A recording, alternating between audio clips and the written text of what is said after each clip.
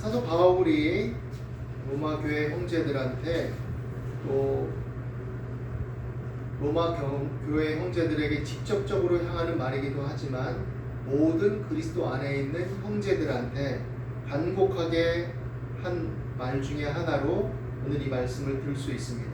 그러므로 형제들아, 내가 하나님의 모든 자비하심으로 너희를 권하노니 너희 몸을 하나님이 기뻐하시는 거룩한 산 제물로 드리라. 이는 너희가 드릴 영적 예배니라. 이렇게 말합니다. 몸을 드리라 라고 이렇게 말해요. 몸, 육체, 육신, 이 몸을 하나님께 드리는 산 제물로 드리는 이것이 영적 예배다, 이렇게 말하고 있습니다. 그러니까 우리 몸을 드리는 게 어떻게 거룩한 것이고 하나님께 예배가 될 수 있을까? 당대의 어떤 사고방식, 팽배했던 어떤 가치기준, 철학적 사조 이런 것들만 봐도 납득하기 어려울 수도 있습니다. 왜냐하면 몸이라는 것, 육체라는 것, 또 그 육체에 스며들어 있는 인간의 욕망이라든지 죄성이라든지 이런 것들을 생각할 때 사람들은 이것들이 거룩하다라고 생각지 않았어요. 거룩하다라고 생각지 않았습니다. 그래서 그것을 회피하고 또 타협하고 승화시키는 방법으로 한편으로는 그냥 정신적, 육체적 쾌락을 추구하는 게 합당하다. 그건 어차피 벨인 거. 그러니까 육체적으로 그냥 쾌락을 추구하고 마음에 믿음만 가지면 된다라고 여기는지, 아니면 육체는 하찮고 보잘것없고 죽여야 되는 것이니까 정신적 쾌락만을, 정신적인 보양만을 시켜서 추구하자라든지, 육체는 하찮고 영은 거룩하고 정신은 고귀한 거니까 거기에만 신경을 쓰면 된다라든지, 뭐 다양한 그와 관련된 사고와 가치를 쫓고 있는 형국이죠. 그런데 바울은 획기적인 말을 하는 겁니다. 너희 몸이, 너희 육체가, 너희 그런 모순 덩어리, 욕망 덩어리, 죄 덩어리는 몸이 하나님께 드려지는 거룩한 산 제물이 될 수 있다라고 얘기를 하고 있는 거예요. 이것이 너희가 드릴 영적 예배다. 너희가 정말로 드릴 예배, 하나님께 드리는 예배를 원하냐? 정말 하나님께 거룩한 예배를 드리길 원하냐? 그렇게 해라. 그게 예배야. 이렇게 말하고 있는 거죠. 그러니까 이 영적으로 번역됐는데 문맥상 영적이라고 해도 상관없겠지만 좀 더 합당한, 원어에 부합한 해석은 합당한, 합리적인이라고도 할 수 있습니다. 이것이 너희가 드릴 합리적인, 합당한 예배다. 그러니까 이렇게 생각하고 저렇게 생각하고 해도 이것이 가장 합당하고 적절하고 그 이상의 예배가 없다, 이 얘기죠. 참 신기하죠. 너희 몸을 드리는 것이 예배다. 그 전에 구약적 사고방식 속에서 유대인들이 가지고 있는 제사, 제물은 뭐였습니까? 양, 염소, 송아지를 드리는 거죠. 물론 뭐 다른 예물도 있지만 그것을 제물로 드리는 거죠. 그래서 그것을 통해서 하나님과의 언약적 갱신을 되새기고 속죄하고 이런 의식을 삼는 거죠. 짐승의 피를 통해서 내 죄 때문에 이렇게 죽어간다는 걸 보고, 또 그리고 내가 죽어야 되는데 이게 대신 죽는구나라는 것들. 그러나 언제부턴가 이것은 하나의 의례적인 행사가 되어버렸어요. 그래서 짐승이 죽는 건 아랑곳하지 않고 아주 그냥 값지고 흠없고 그런 짐승을 드리면 난 오늘 제사 잘 드린 거고, 아니면 이제 뭐 이 예수님 당시에는 디아스포라 유대인들이 이렇게 데리고 짐승들을 데리고 오면 흠 있는 제물이 될 수 있으니 제사장 가문이나 이런 사람들이 어떻게 목자들을 통해서 자신들이 직접 경영하는 그런 목장을 통해 수급되는 그런 양들을 팔아가지고 거기서 금전적 이득을 뒤로 취하면서 이것을 사서 제사장들이 인준한 이 제물을 사서 드리면 하나님께 합당한 예배다라는 식으로 해가지고 거기 뒷돈거래가 있고 이런 방식들이 있었던 상황이죠. 여하간 제사는 그렇게 드리는 거죠. 본래 본질이 사라져버리고 어떻게 하면 값져 보이고 귀해 보이고 그 의식과 절차에 맞는 제물을 드렸느냐가 중요했지만 그래서 겉으로 드러나는 어떤 율법적인 관습과 율례 이런 것들 규례들만 지키면 하나님을 섬기는 종교적 율례를 다 한 거다라고 착각하고 있었지만 예수님은 그게 아니었다고 말씀하신 것이고 바울 또한 우리에게 그렇게 말하고 있는 거죠. 진짜 예배가 뭔 줄 아냐? 사는 거야 이 얘기를 하는 거죠. 니네 몸뚱이로 직접적으로 사는 거다. 너희가 하찮게 여기는 욕망덩어리, 모순덩어리, 죄덩어리인 그 몸을 하나님은 용납하신다.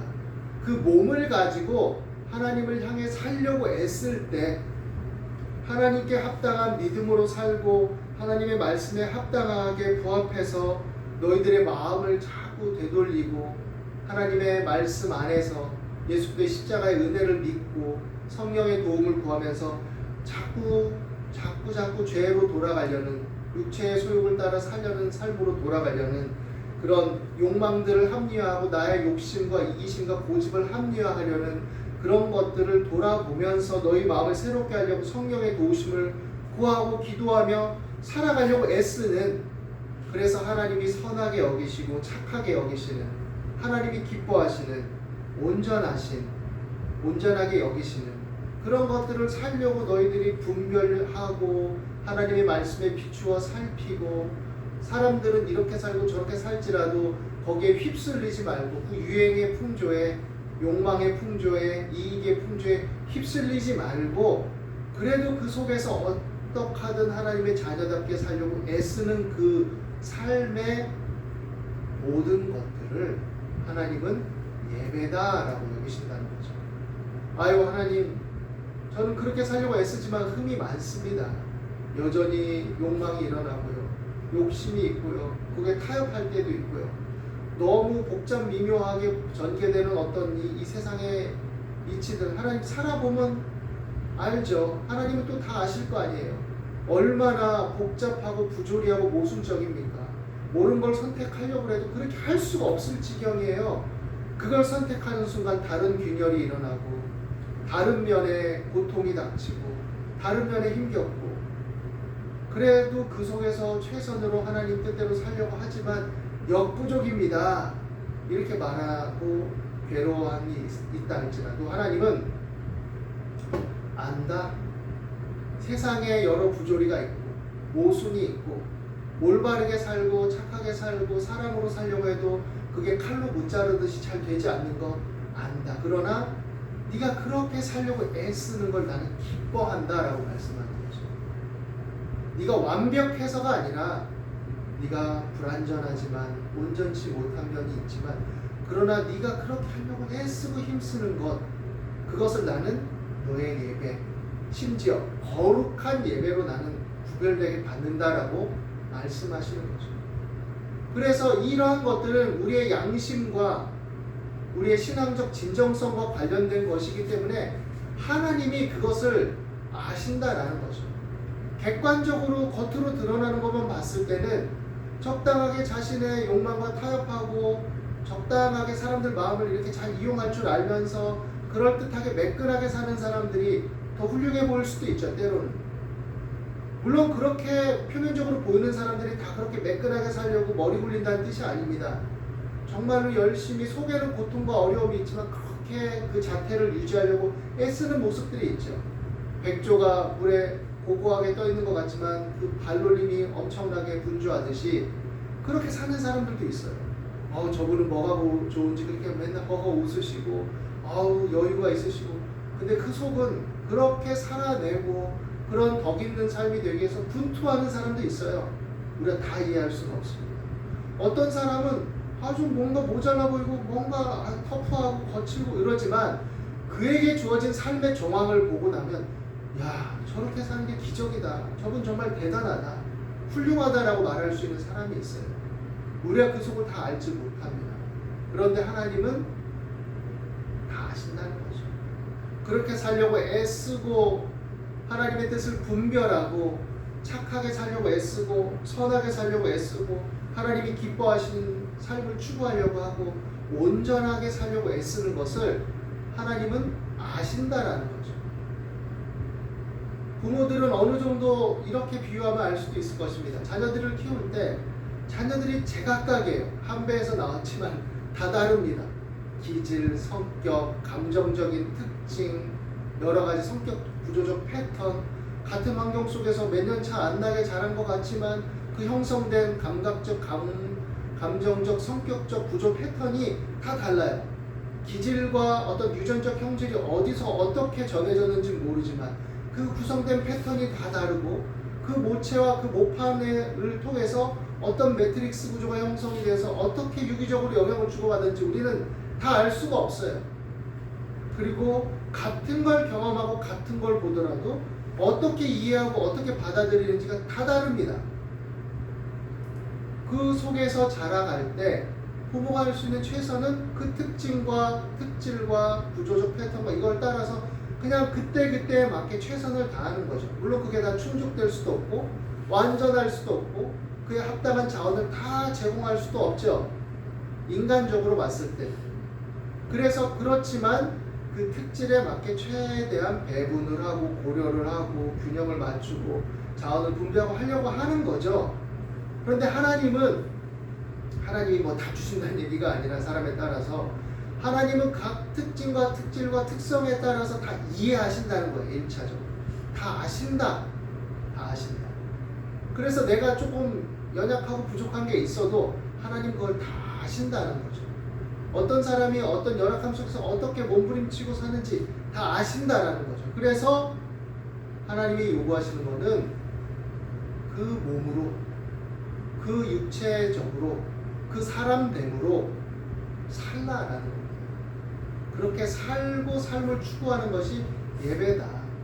우리가 예배를 잘못 오해하면 그냥 예배당 안에 모여서 하나님 말씀 듣고 찬송 드리고 기도하는 것만이 예배다라고 착각할 수 있어요. 그것도 예배죠. 근데 이 예배만 요거에만 주안점을 두면 그럼 반쪽 예배입니다. 그것만이 예배다라고 생각하면 안 돼요. 그 예배는 삶으로 연결되는 진정성을 갖게 되는 것이고 확고해지는 거죠. 사는 게 예배입니다. 그래서 구약시대에도 이것은 자명한 사실이었습니다. 구약시대에도 선지자들을 통해서 하나님이 하신 말씀 뭡니까? 너네가 막 금식하고 부르짖고 기도하면서 막 싸워. 그럼 그게 하나님 기뻐하시는 금식이 되고 예배가 되겠니? 싸우지 말고 제물 드리기 전에 형제랑 화해하고 그게 더 예배야. 이렇게 얘기하시죠. 또 뭐라고 얘기하십니까? 뭐 해외에서 수입한 거 아니면 극상품으로 막 예물을 준비하고 이래서 하나님께 그러한 제물을 바치고 막 송아지를 바치고 소를 바치고 그게 예배니? 아니야. 그거 하기 이전에 공평하고 공정하게 법을 집행해. 네가 고용한 사람에게 임금 떼어먹지 말고 저울 속여서 팔지 말고 임금 떼어먹으면서 고아와 과부의 재산을 삼키면서 너는 뭐 여름에는 여기다 별장을 짓고 겨울엔 여기다 별장을 짓고 이 땅 궁리하면서 내 앞에 와서 막 소만 바치고 그러면 그게 제사냐? 그게 진짜 예배냐? 내가 피를 마시고 짐승의 고기를 먹냐? 니네가 먹잖아 고기는. 응? 정말로 그걸 통해서 너희들에게 알게 하시는 바가 뭐냐라는 것을 알라는 거죠. 죄로 인해 이렇게 죽어가는 생명의 고통과 비통함이 있다는 걸 배우라는 거죠. 너네 대신 죽을 존재가 장차 오실 거라는 예표를 알라는 거죠. 장차 오실 예수님을 보라는 거였죠.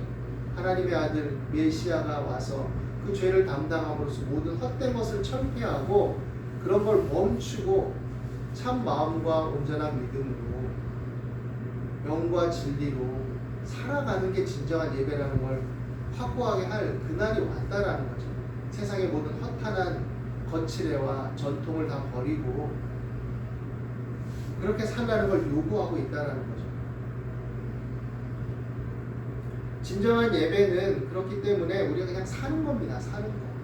그렇게 잘 살기 위해서 우리가 하나님의 말씀을 듣고 또 하나님께 우리 마음에 안 되는 것들, 고통들, 죄성들, 욕구들, 욕망들을 다스리고 또 하나님 안에서 잘 살아가고 시기와 질투와 고집과 그런 것들을 잘 극복해 나가기 위해서 하나님의 은혜를 구하고 도움을 구하기 위해서 모여서 하나님의 말씀을 듣고 예배 가운데 임하신 하나님의 손길을 체험하고 음성을 듣고 기도하기 위해서 예배의 자리에 함께 모이는 거죠. 그리고 서로 모여서 규모가 큰 교회들은 서로 또 생활을 이루어가는 가운데 서로 책임 있는 존재들로서 서로 훈련이 되고 교훈이 되고 또 격려가 되고 기다리고 또 참아주고 도와주고 이러면서 살아가는 훈련을 하고 거기서 힘과 지지를 얻고 이런 훈련들을 하라는 거죠. 그렇게 살아가는 것이 그렇게 살아가는 공동체가 진정으로 예배와 연결된 예배 공동체이지 그냥 막 모여서 찬송 부르고 기도 끝 예배 끝 이러고 가서 지 맘대로 사는 게 예배가 아니다.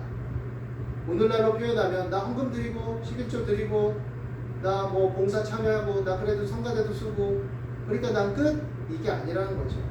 너무 바쁘고 힘든 나머지 또 아니면 경제적으로 어려워서 2교대 3교대 하다 보니 간신히 주일만 와서 예배드리고 정신없이 가고 이런다 할지라도 그 믿음의 마음을 가지고 그 말씀을 붙들고 삶 속에서 그렇게 견뎌 그게 더 가치 있고 거룩한 예배라는 거죠. 하나님 보실 때 그 사람이 뭐 경제적으로 핍절하니까 헌금도 잘 못 드리고 11조도 드리기 쪼개드리기 어려워서 들어가는 돈이 많으니까 그냥 못 드리고 이런다 해도 하나님이 그걸 책망하지 않으시고 오히려 그래 훌륭해 잘하고 있어 얼마나 어렵겠니 근데 너 정말 훌륭하다 이렇게 말씀하신다라는 거죠.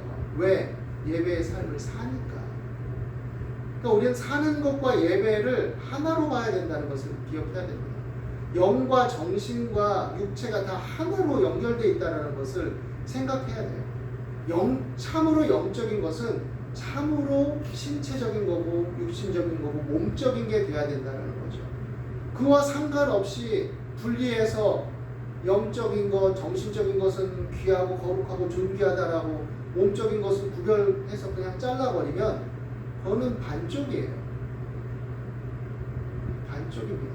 그래서 뭔가 왜곡된 것이고 결함이 있는 것이 되어버립니다. 우리라는 존재는 영과 몸이 다 하나일 때 나가 되는 거죠. 그래서 너희 몸을 하나님이 기뻐하시는 거룩한 산 제물로 드리라 이렇게 말합니다. 산 제물. 제물로 드리는데 옛날 같은 소나 양이나 염소는 죽여서 드렸잖아요. 제물.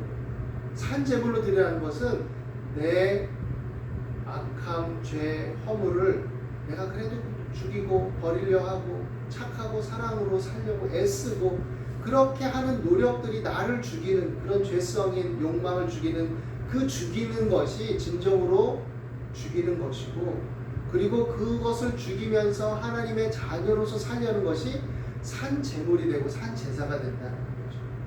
그래서 우리가 사는 것이 예배다라고 이렇게 말하고 있는 것입니다.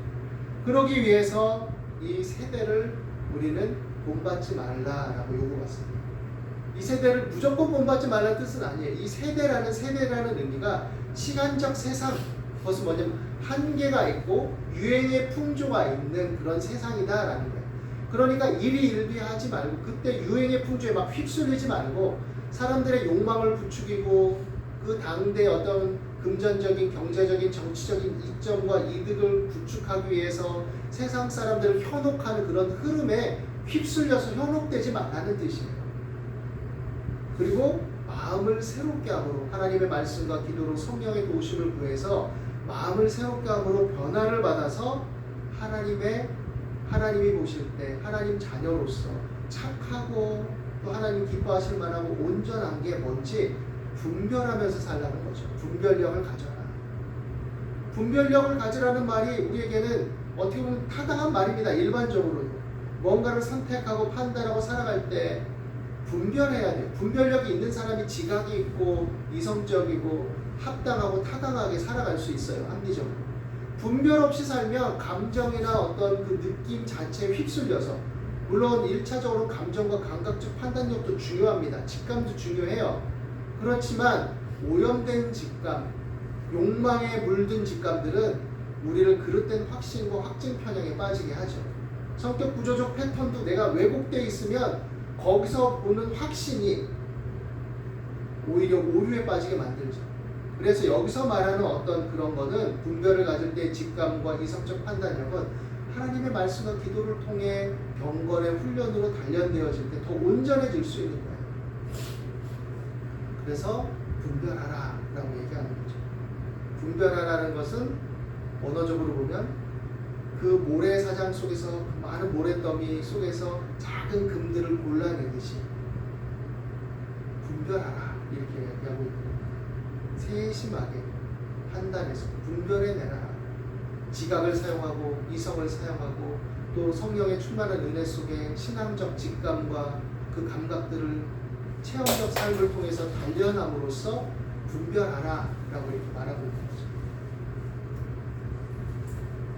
우리의 몸은 하찮지 않고 우리의 몸은 하나님께 드려지는 거룩한 산 제물로서 요구받고 있습니다.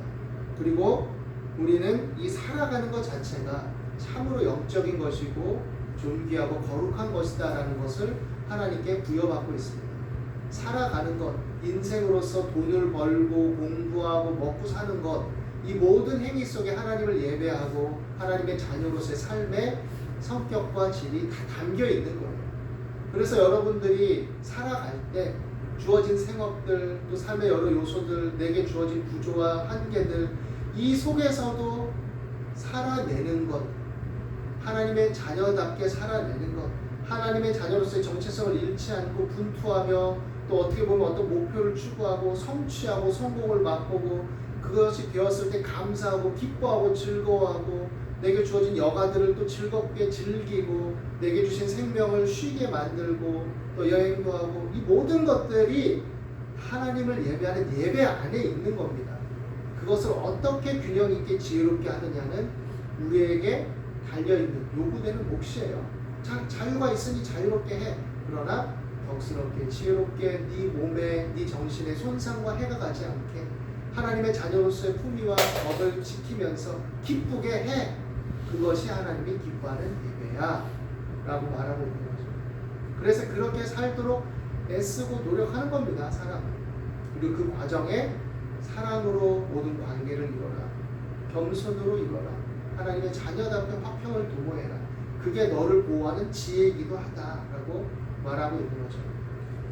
오늘 이 말씀 안에서 우리가 경험과 실천적 삶이 실종되고 자꾸 대체적인 대리 만족을 통해서 나를 추구하려는 이 시대들, 어떻게 보면 여러 어려움과 힘겨움이 있는 것은 맞지만 그것들을 회피하고 자기에 빠져서 간접적인 체험을 통해서 나의 어떤 마음을 달래고 또 내가 직면해야 될 것, 책임져야 될 것을 회피하고, 그래서 경험이 실종되고 실천적 삶이 실종되고 자꾸 외부만을 탓하고 환경만을 탓하게 되는 이 시대 속에서, 물론 그런 어려움이 있는 건 분명하지만 그러나 그 속에서 나는 하나의 주체로서 책임 있는 존재로서 하나님의 자녀로서 정체성이 주어졌다는 것을 하나님을 의지함으로써 맛보고 깨닫게 되기를 바랍니다. 그리고 그 속에서 담대함을 갖고 용기를 얻고 여러분을 복되게 가꾸고 아름답게 가꾸고 또 여러분의 삶을 즐겁게 행복하게 그래도 조금이라도 더 그렇게 만들어 가야죠. 그렇게 살아갈 수 있는 저와 여러분이 될 수 있기를 예수님의 이름으로 축원합니다.